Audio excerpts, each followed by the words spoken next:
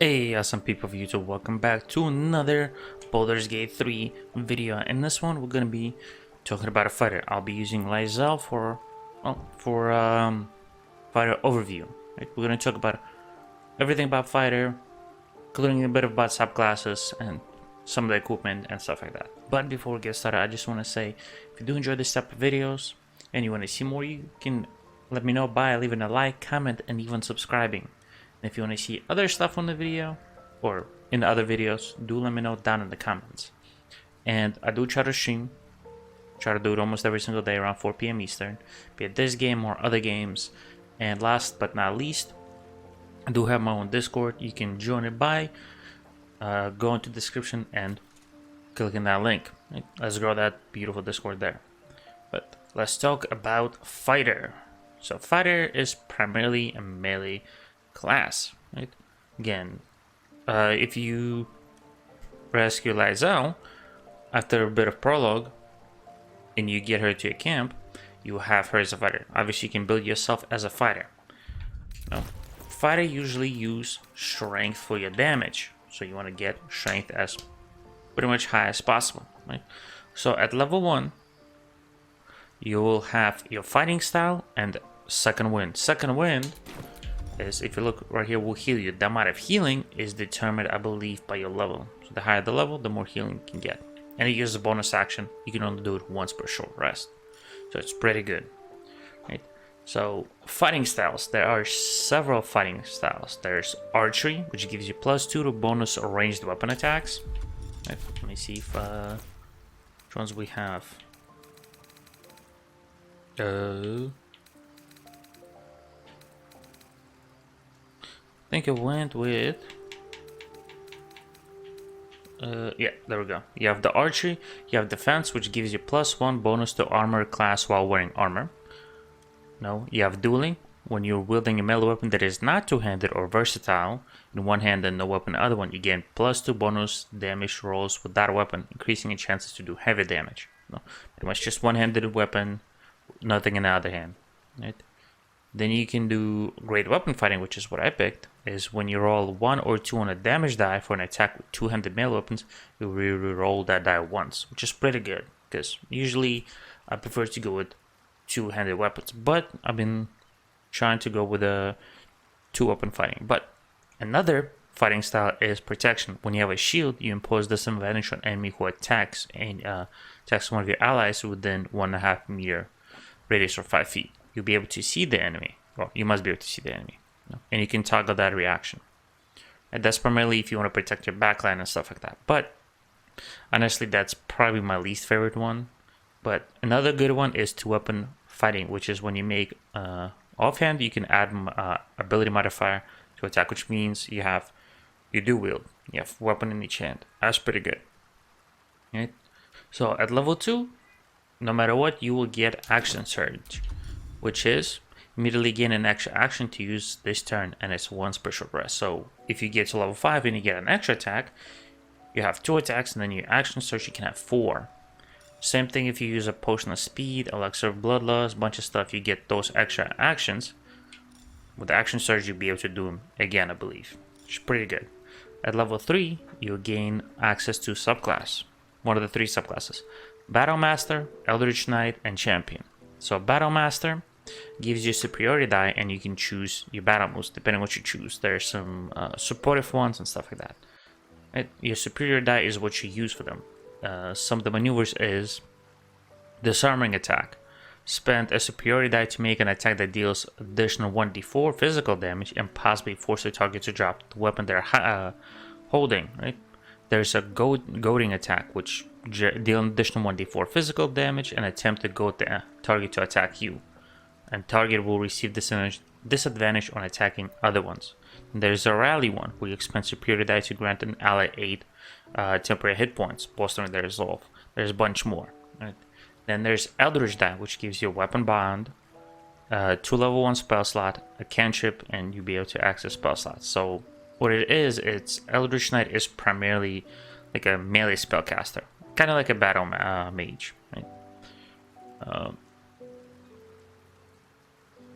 it will use your spellcasting from intelligence. So if you're gonna go Eldritch Knight, I would recommend grabbing Intel Circlet from Act 1 and Goblin Camp from the Ogres. Right? From the Enlightened one. Or Trolls, I'm not sure, I don't remember which one they are, but you can kill them and get that, right? You can get cantrips like Light, Poison Spray, True Strike, Ray of Frost, Acid Splash, Bone Chill, Dancing Light, bunch of other ones, right? It's pretty much wizard cantrips, right? And spells, right? And then last but certainly not the least is Champion, which is what I went with Lights Out, right? Champion at level 3 at the first level into subclass will get improved critical hit. By that is the number you need to roll a critical hit while attacking is reduced by 1, and it stacks. So instead of getting 20, I believe, or whatever it needs to, I'm not too sure, it'll be 19, right? It'll be 1 less, and you can stack it so you can get like 3, 4 or less, which will be huge, right? Then at level 4, you would be able to choose feed, right? Depending which way you went will determine that, right? I personally like, I know it's not the best one, but I personally like to go with, if I can see it, over here. Usually try to go alert unless they have high in initiative, and the reason why, I believe, okay, so my main dude has initiative. It gives 5 more initiative. You can see right here, right? 5 more bonus initiative, and you can't be surprised. I know it's not the best, there's better ones depending on what you go, but I like it just so I can go before everybody, especially people who do a lot of damage. So I can dish out that damage, and boom. Obviously there's some gear that can help you with that, right? Also at level 4, Eldritch Knight will gain a new spell and an additional level 1 spell slot. At level 5, you gain proficiency bonus plus 3, and you'll be able to choose your proficiency bonus. And you also get an extra attack, which means you'll be able to attack twice instead of once. Right? Level 6, I think you choose, I'm not sure what you get at level 6, I apologize. Level 7, you get to choose, if you're battle master, you get to choose 2 additional battle maneuvers, and you get 1 extra superiority die. For Eldritch Knight, you gain War Magic, additional level 1 spell slot, 2 level 2 spell slots, and you learn more slots. Right? War Magic is basically you have honed your body and magic to war. After you cast a cantrip, you can make a weapon attack using a bonus action. So you can cast your cantrip with a regular attack and then use a bonus action to attack with a melee. So it's pretty cool. Allows you to be a bit more melee and magical or spellcasting at the same time.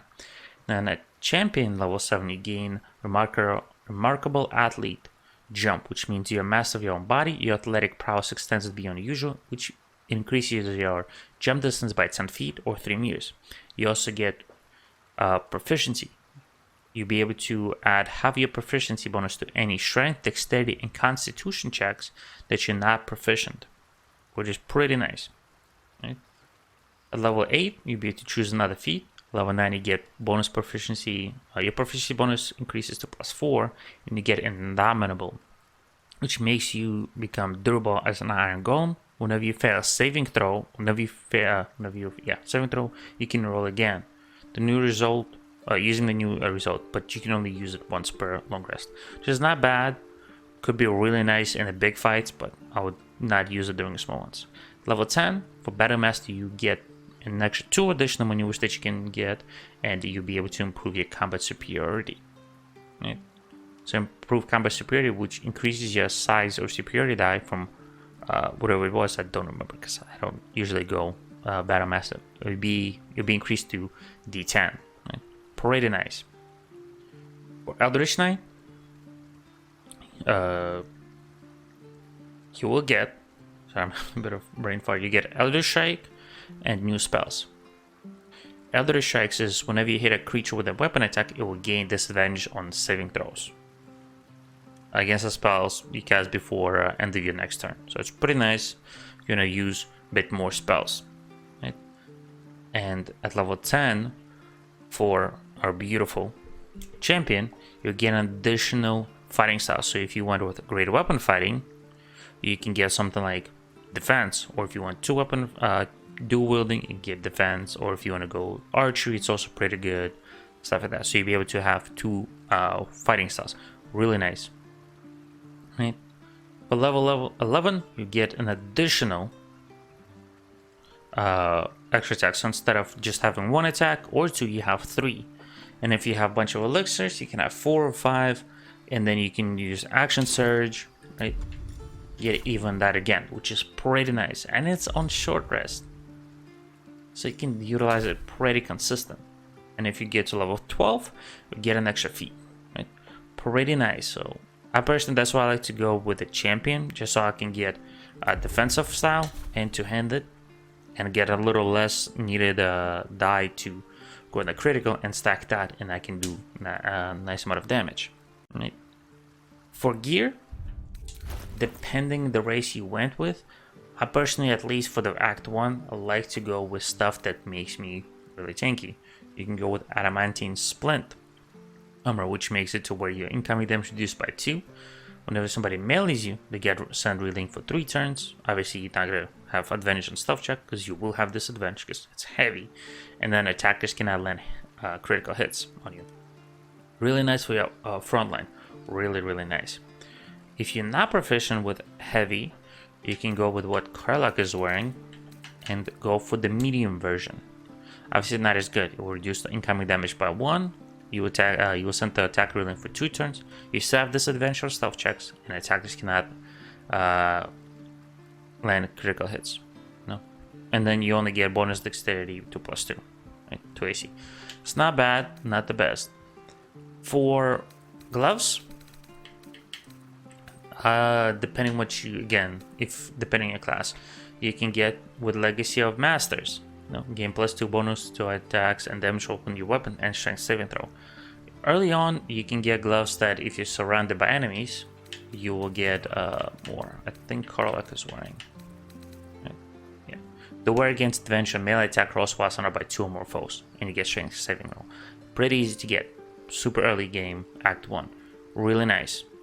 Right? They don't count as any armor. For boots, if it's your main character, something like Disintegrated Nightwalkers, or anything that makes you not be disadvantaged by difficult terrain, so you can move more. Pretty good. For amulets, depending on the build that you go with, if you are Eldritch Knight, you can go with Spellcrux Amulet to restore your spell slot. You can also go for, I don't think I have it.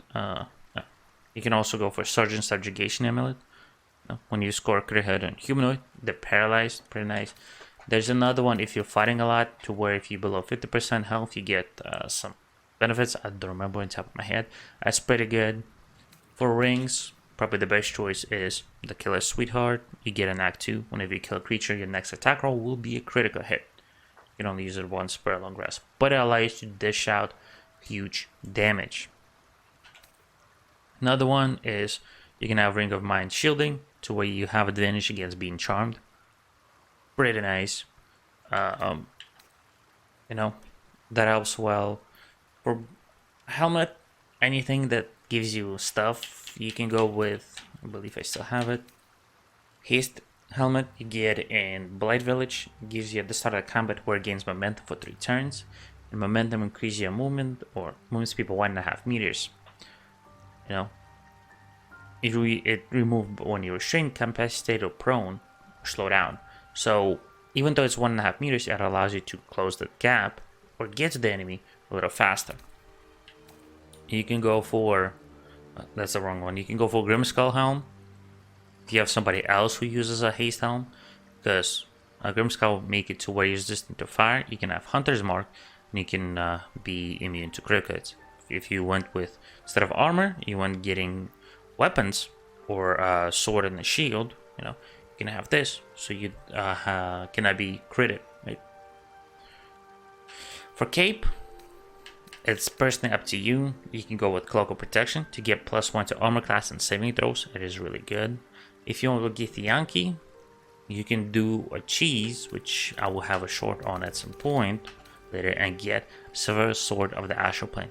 Really, really amazing that you can get super early on, and so you can get it later, but you can get it in Act 1. But that's pretty much it on a fighter and some of the gear that you want. Right?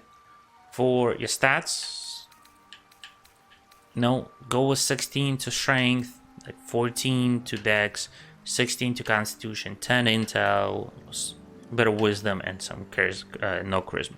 Because unless you're Eldritch Knight, you don't need intel, and if you go with Eldritch Knight, you can get the circlet that gives you 17 or 18 intel. Pretty nice. So that way you can go and be pretty strong in melee if you don't choose Eldritch Knight, or even if you do, you're still strong at melee. But that's about it on this video. Hope you enjoyed it. If you did, leave a like, comment, subscribe. You know what to do. And I'll see you in the next one. Stay awesome. Bye bye.